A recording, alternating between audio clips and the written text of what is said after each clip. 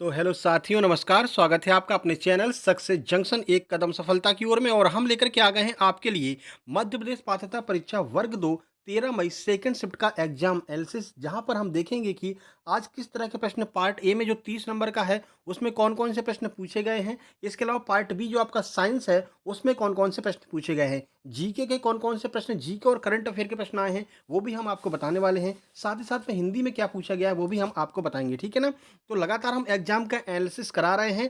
आपका अगर अगली किसी भी शिफ्ट में एग्जाम है तो आप अपने प्रश्नों को अपने नाम के साथ में 7052547003 इस पर जरूर से जरूर भेज देंगे एग्जाम सेंटर से बाहर निकलते ही, जिससे कि वीडियो में आपका नाम भी लिया जाएगा और आपके द्वारा भेजे गए प्रश्नों को सॉल्व भी कराया जाएगा, ठीक है। एक एक प्रश्न के बारे में हम डिटेल में जानकारी देते हुए आगे बढ़ेंगे। तो वीडियो को लाइक कर दीजिए, चैनल को सब्सक्राइब कर लीजिए। लगातार कोई भी अपडेट आपकी शिक्षक भर्ती से संबंधित होगी वो भी आपको बताई जाएगी। साथ ही साथ में प्रश्नों को भी यहाँ पर सॉल्व कराया जाता है और हर एक एग्जाम का एग्जाम एनालिसिस विथ डिटेल जानकारी के साथ में दिया जाता है, जो आपको वीडियो में आगे देखने को मिलने वाला है।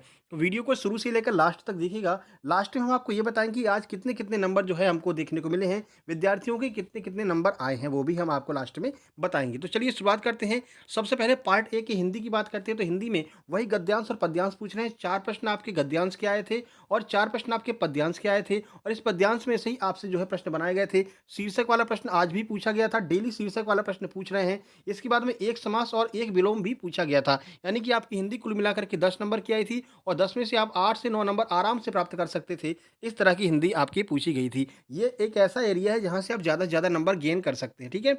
उसके बाद बात करते हैं इंग्लिश की। तो इंग्लिश में आज 3 पीक्यूआरएस पूछे गए हैं। पीक्यूआरएस की एक बेहतरीन वीडियो आज सुबह हमने अपलोड कर दी है। जो भी पीक्यूआरएस आपके पटवारी में पूछे गए हैं और एमपी टेट के जो नए प्रश्न पूछे गए अभी हाल ही में, उन दोनों प्रश्नों को मिला करके एक वीडियो हमने बनाई है आज सुबह। ट्रिक के द्वारा उसको हमने सॉल्व कराया है, जरूर देख लीजिएगा, ठीक है। उसके बाद में आगे बढ़ते हैं। एक आपका वन वर्ड सब्स्टिट्यूशन आज पूछा गया था और एक आपका एक्टिव और पैसिव वॉइस से भी एक प्रश्न पूछा गया था। एक्टिव वॉइस पैसिव वॉइस की वीडियो हम बना चुके हैं। आप सर्च करेंगे पीक्यूआरएस बाई सक्सेस जंक्शन तो वो दोनों तीनों वीडियो आ जाएंगी, और active voice passive voice by success junction तो वो भी वीडियो आपके सामने आ जाएगी। मैथ की बात करते हैं तो मैथ में आज 3 ही प्रश्न पूछे गए। 3 के 3 प्रश्न जो है वो आपके बॉड मॉस यानी कि संख्या पद्धति से ही पूछे गए थे, ठीक है। उसके बाद में आगे बढ़ते हैं। बाल विकास की बात करते हैं। लगभग 8 प्रश्न आपके बाल विकास से पूछे गए, जिसमें जीन पियाजे का ऑपरेशनल सिद्धांत से एक प्रश्न था। प्रयोगशाला विधि से शिक्षार्थी को कैसे समझाएंगे ये पूछा गया था। एक प्रश्न आपका बुद्धि से पूछा गया था। एक प्रश्न आपका पावलाव के सिद्धांत से पूछा गया था। और बाकी के जितने भी प्रश्न थे वो आपके सब लॉजिकल बेस पर प्रश्न थे। आप अपने जो है बुद्धि विवेक का उपयोग करके उन प्रश्नों का आंसर दे सकते थे, ठीक है। चलिए आगे बढ़ते हैं, बात करते हैं जीके की। तो जीके में पहला प्रश्न था, प्रधानमंत्री जन धन योजना कब लागू की गई। तो 28 अगस्त 2014 को प्रधानमंत्री जन धन योजना लागू की गई। अब देखिए ये ऐसे प्रश्न हैं जो आपके पटवारी में पूछे गए हैं और वही प्रश्न यहाँ पर रिपीट हो रहे हैं, ठीक है ना। तो यहाँ पर बहुत ज़्यादा चांस बनेगा कि ये प्रश्न आपके एमपीएसआई और फॉरेस्ट गार्ड में भी रिपीट होंगे। तो वीडियो को अंत तक देखिएगा। ये साइंस के जो प्रश्न महत्वपूर्ण आने वाले हैं वो भी आपके लिए अति महत्वपूर्ण है, जिनका भी आगे एमपीएसआई एमपी पुलिस का एग्जाम है, ठीक है। और वीडियो को लाइक करके चैनल को सब्सक्राइब कर देना। आगे जो भी एग्जाम आपका आने वाला है वो फ्री ऑफ कॉस्ट हम आपको तैयारी करवाने वाले हैं, और इसकी मेंस की भी तैयारी हम आपकी फ्री ऑफ कॉस्ट करवाएंगे। साइंस और सोशल साइंस की पूरी तैयारी आपकी फ्री ऑफ कॉस्ट हम करवाने वाले हैं, ठीक है। चलिए कुछ जानकारी आपको देते हैं। तो विश्व की सबसे बड़ी वित्तीय समावेशन की योजना प्रधानमंत्री जन धन योजना पीएमजेडीवाई की घोषणा प्रधानमंत्री ने 15 अगस्त 2014 को ऐतिहासिक लाल किले से की थी, जिसका शुभारंभ 28 अगस्त 2014 को हो गया था। घोषणा 15 अगस्त को की थी और इसका शुभारंभ 28 अगस्त को हो गया था।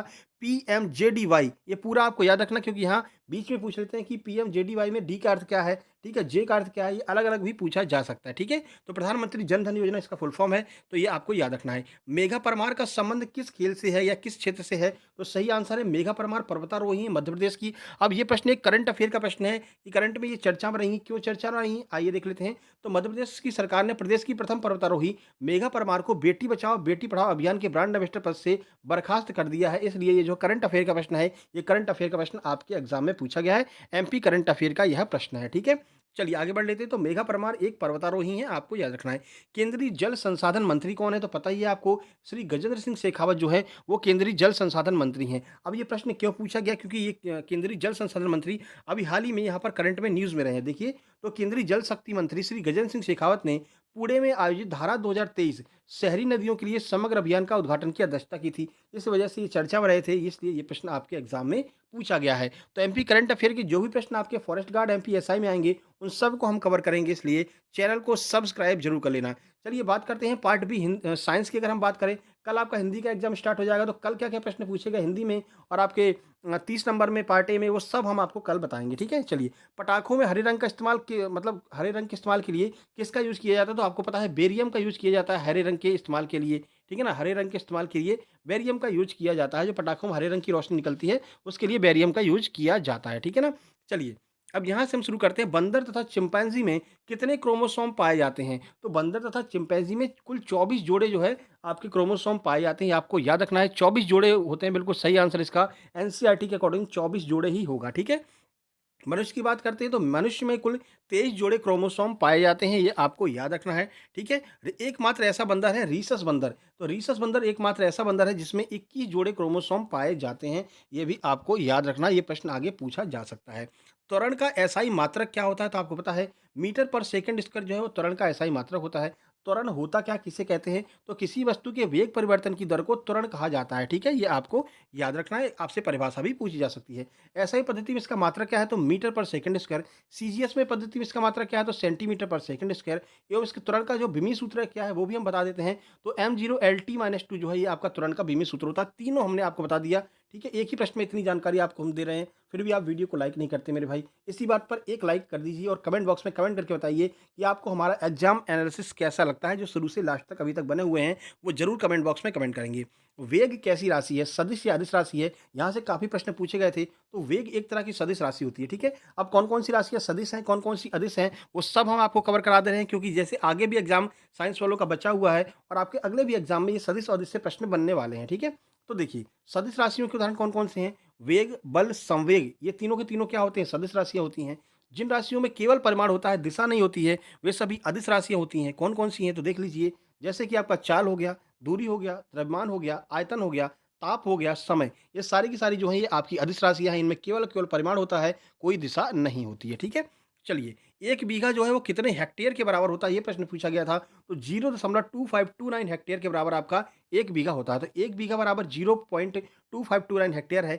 बीघा भूमि क्षेत्र की माप की एक इकाई है, जो स्थानीय स्तर पर जो है बदलती रहती है, यानी स्थानीय स्तर पर इसका यूज़ किया जाता है बीघा का, ठीक है? चलिए, एल्कीन का सूत्र क्या होता है? कल भी पूछा था, आज भी पूछा है एल्कीन का सूत्र, तो CnH2n जो है एल्कीन का सूत्र होता है। डेली एग्जाम एनालिसिस ज़रूर देखा कीजिए, बहुत सारी चीज़ें आपको मिलती हैं, यही सारी चीज़ें जो है रिपीट होती हैं बार-बार। तो देखिए, एल्कीन क्या है क्या? तो एल्कीन असंतृप्त हाइड्रोकार्बन होते हैं, जिनमें एक या अधिक द्विबंध होता है। एल्कीन्स के लिए सामान्य सूत्र CnH2n होता है। उदाहरण की बात करें तो एल्कीन का उदाहरण क्या होगा? तो इथाइलिन जो है वो एल्कीन का उदाहरण होगा, जिसमें C2H4 इसका सूत्र होता है। एल्केन्स जो होते हैं वो संतृप्त हाइड्रोकार्बन होते हैं, जिनमें एक ही बंध होता है। तो एल्केन में एक बंध होता है और जो आपका एल्कीन होता है इनमें 2 बंध होते हैं, ये आपको याद रखना है, ठीक है?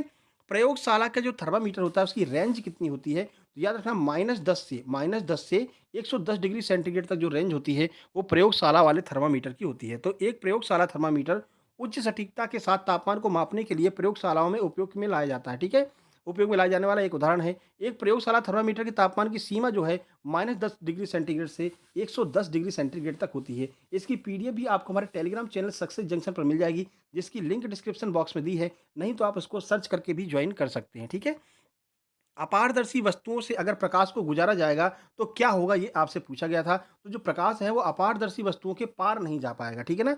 अगर लकड़ी के पार अगर आपको प्रकाश को गुजारते हैं तो लकड़ी के पार प्रकाश नहीं जा पाता है। तो यही आपसे पूछा गया है कि अगर जो अपारदर्शी वस्तुएं होती हैं वहां से अगर गुजारा जाएगा प्रकाश को, तो प्रकाश क्या होगा? तो प्रकाश जो है उस वस्तु के पार नहीं जा पाएगा। टूथपेस्ट कैसा होता है? अम्लीय होता है या फिर क्षारीय होता है? तो टूथपेस्ट जो है वो आपका एक तरह का क्षारीय होता है। तो देखिए, नियमित टूथपेस्ट में औसत पीएच स्केल 8 होता है, यानी कि जो टूथपेस्ट का पीएच मान होता है वो 8 होता है, जो थोड़े क्षारीय पैमाने पर होता है। टूथपेस्ट में मौजूद घटक इसे प्रकृति में क्षारीय बनाते हैं, ठीक है ना? आपका मुँह जो होता है वो अम्लीय होता है और इसको जो है हमको हमेशा जो है उदासीन करना होता है, यानी कि एक तरह का सामान्य रखना होता है। सामान्य रखने के लिए हम क्या करते हैं, हम जो है टूथपेस्ट का यूज़ करते हैं, जो कि क्षारीय होता है, और जब क्षार और अम्ल मिलता है तो ये उदासीन हो जाता है, ठीक है? यानी कि आपका मुँह जो है वो एकदम साफ हो जाता है। अवतल लेंस में इमेज जो है वो कैसा बनेगा? कैसा यहाँ पर आपका प्रतिबिंब बनेगा? तो वास्तविक, आभासी और सीधा, ये आपका अवतल लेंस में जो है आपका प्रतिबिंब बनता है। देखिए, तो अवतल लेंस में बना प्रतिबिंब वास्तविक, आभासी और सीधा होता है। वस्तु के प्रतिबिंब का आकार वास्तविक से छोटा होता है। अवतल लेंस मध्य यानी कि बीच से पतला और किनारे से मोटा होता है। जो आपका अवतल लेंस होता है वो जो मध्य में पतला होता है और किनारे से जो है वो मोटा होता है, ठीक है ना?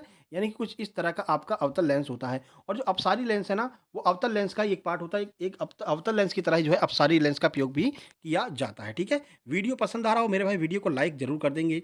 कितने ताप पर जल का घनत्व अधिकतम होता है? तो सबको पता है 4 डिग्री सेंटीग्रेड ताप पर जो है जल का जो घनत्व है वो सर्वाधिक होता है। तो देखिए, जब पानी, अब ऐसा सर्वाधिक क्यों होता है 4 डिग्री पर ही? तो देखिए, जब पानी 0 डिग्री सेल्सियस पर होता है तो यह एक पिंजरे जैसी संरचना लेता है, और जब इसका आयतन बढ़ जाता है तो इसके परिणामस्वरूप घनत्व तो कम हो जाता है, यानी कि पानी का तापमान बढ़ता जाता है और 4 डिग्री सेंटीग्रेड तक पहुंच जाता है। और 4 डिग्री सेंटीग्रेड पर पहुंचने पर जो पिंजरे जैसी आकृति होती है वो संरचना टूटने लगती है और सिकुड़ने लगता है। इस वजह से 4 डिग्री सेंटीग्रेड पर पहुंचते ही सर्वाधिक घनत्व हो जाता है जल का, ठीक है?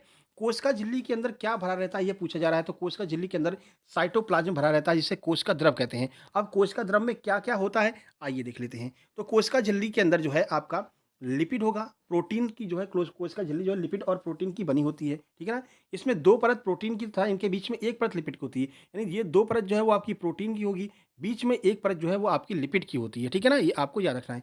कोशिका झिल्ली एक सीमित झिल्ली का काम करती है, या कोशिका का एक निश्चित आकार बनाए रखने के लिए आवश्यकता है। देखिए, कोशिका का एक निश्चित आकार बना रहे, इसके लिए कोशिका झिल्ली का यूज़ किया जाता है। कोशिका की खोज किसने की थी, ये आपको कमेंट बॉक्स में कमेंट करना है। लगातार 2 दिन से ये प्रश्न पूछा जा रहा है, तो बताइए कोशिका की खोज किसने की थी 1665 में? इतना भी हमने आपको बता दिया।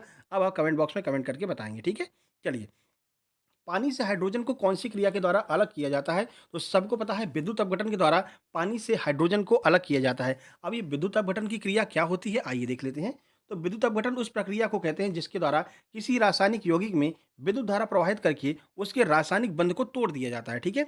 तो रासायनिक बंधों को तोड़ा जाता है। उदाहरण के लिए, जल में विद्युत धारा प्रवाहित करने पर जल हाइड्रोजन एवं ऑक्सीजन में विघटित हो जाता है। यानी कि आपकी जो हाइड्रोजन है वो जल से अलग हो जाता है, ठीक है? जिसे जल का विद्युत अपघटन कहते हैं। तो कभी भी पूछा जाए कि जल से अगर हाइड्रोजन को अलग करना है, कौन सी क्रिया होगी? तो विद्युत अपघटन या फिर जल अपघटन की क्रिया होती है, ठीक है? चलिए, बल आघूर्ण की इकाई क्या होती है? अब केवल हम इकाई नहीं बताएँगे, आपको विमीय सूत्र भी बता देंगे।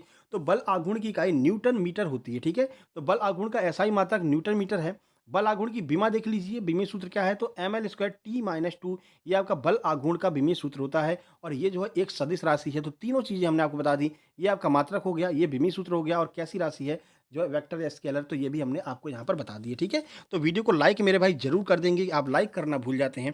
चलिए, साउंड की पिच जो है वो किस पर निर्भर करती है, ये आपसे पूछा जा रहा है कि जो साउंड होता है, साउंड की पिच किस पर निर्भर करती है? तो सही आंसर, जो साउंड की पिच होती है वो आपकी आवृत्ति पर निर्भर करती है। तो देखिए, ध्वनि आवृत्ति को हम पिच को क्या कहते हैं? तो पिच को हम तारत्व कहते हैं, ठीक है? तो ध्वनि का तारत्व उसकी आवृत्ति पर निर्भर करता है।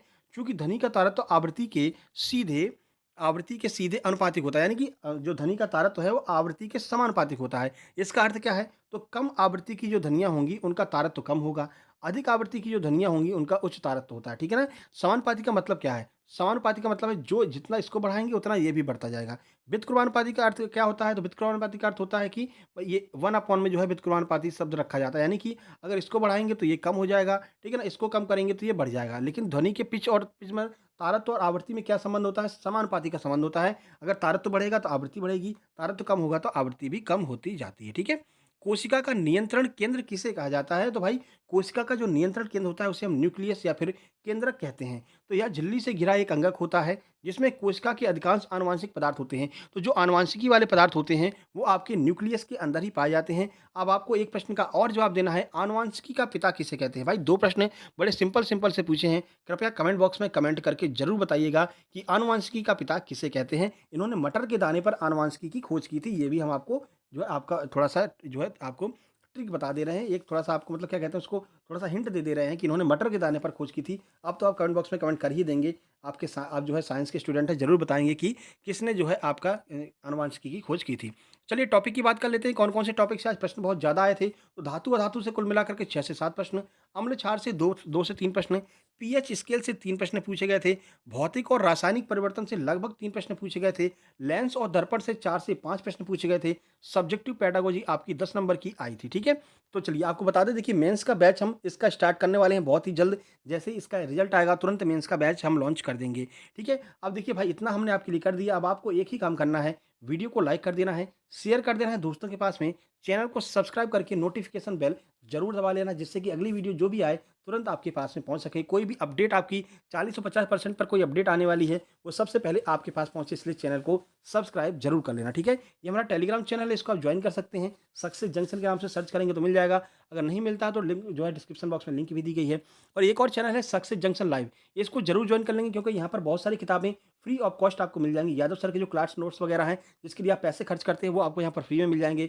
और ब्रह्मास्त्र जो है, जिसको आप पैसे से मंगाएँगे ब्रह्मास्त्र, वो आपको यहाँ पर फ्री में मिल जाएगा। ब्रह्मास्त्र यानी एक फ़ॉर्मूला बुक है, ठीक है? इसके अलावा जो मैम की नई-नई किताबें निकली हैं इंग्लिश की, वो सब आपको यहाँ पर फ्री ऑफ कॉस्ट पीडीएफ में मिल जाएँगी। इसको सर्च करके जॉइन कीजिए और इसके डॉक्यूमेंट सेक्शन में जाएँगे तो ये सारी किताबें पड़ी हुई हैं, फ्री ऑफ कॉस्ट में आप डाउनलोड करके पढ़ सकते हैं, ठीक है ना? ये सारी सुविधा केवल सक्सेस जंक्शन के विद्यार्थियों के लिए है। आप यहाँ पर सब्सक्राइब करके जाएँगे तभी ये आप डाउनलोड कर सकते हैं, नहीं तो आप डाउनलोड नहीं कर पाएँगे। तो ठीक है, तो यहाँ पर सब्सक्राइब कीजिए, नोटिफ़िकेशन बेल दबाइए और इसको जॉइन करके यहाँ से किताबों को डाउनलोड कर लीजिए। बस इतनी सी फीस है आपकी कि सब्सक्राइब मात्र करना है, ठीक है? तो चलिए, ये वीडियो आपको कैसी लगी कमेंट बॉक्स में कमेंट करके बता दीजिए, और अगले किसी भी शिफ्ट में आपका एग्ज़ाम है, तो आप अपने प्रश्नों को 7052547003 इस नंबर पर ज़रूर भेजिए। इस पर कॉल मत कीजिएगा, क्योंकि कॉल लगेगा नहीं, लग भी जाएगा तो कोई उठाएगा नहीं, क्योंकि यह जो है एक ऑफ़िशियल नंबर है, ठीक है? तो चलिए जल्द ही मिलते हैं कल सुबह वाले एग्जाम एनालिसिस में। साथ ही साथ में सोशल साइंस वालों के लिए एक हम नई वीडियो लेकर के आने वाले हैं, गुटनिरपेक्षता वाली, क्योंकि वहाँ से बहुत ज़्यादा प्रश्न बन रहे हैं। तो आगे एमपीएसआई और एमपी पुलिस में यहाँ से प्रश्न बनने की ज़्यादा संभावना है, ठीक है? तो चलिए कल मिलते हैं बिल्कुल सुबह, तब तक के लिए नमस्कार, धन्यवाद।